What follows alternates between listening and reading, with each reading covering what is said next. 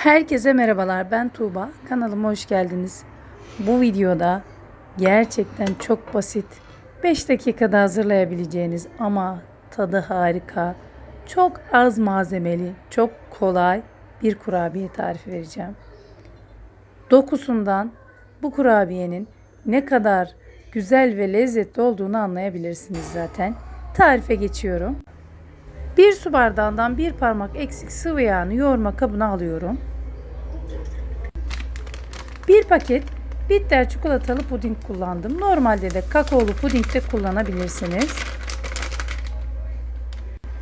İşin sırrı pudingde.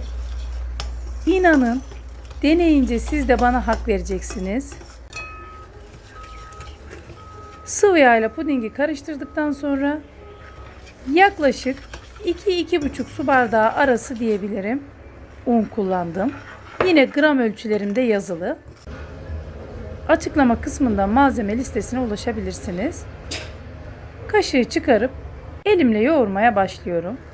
Siz yine de lütfen ununuzu kontrollü ekleyin.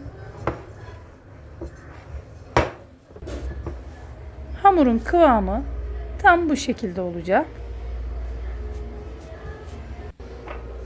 Ve ben bir farklılık olsun diye içerisine 70 gram doğradığım çikolatayı koyuyorum. İsteyenler çikolata koymaya da bilir. Ben bitter çikolata kullandım. Sütlü çikolata kullanabilirsiniz. İsteyenler dediğim gibi hiç çikolata kullanmayabilirler. Elimde ceviz büyüklüğü kadar parçalar alıp hafif üzerine bastırdım ve şeklini verdim. Çok basit. Lütfen videoyu dikkatli izleyin. Videomu buraya kadar izleyenlerden ufak da olsa bir yorum bekliyorum.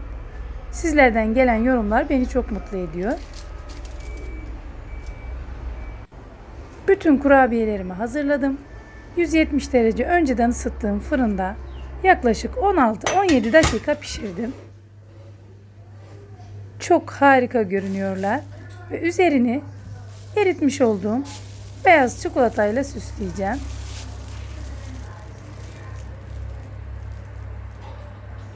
Siz de istediğiniz şekilde süsleyebilirsiniz.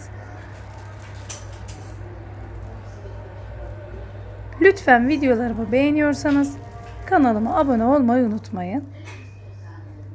Ayrıca zil tuşuna tıklarsanız ben her yeni video yüklediğimde sizlere bildirim gelecektir.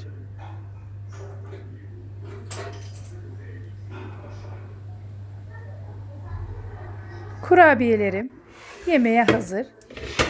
Servis tabağıma alıyorum.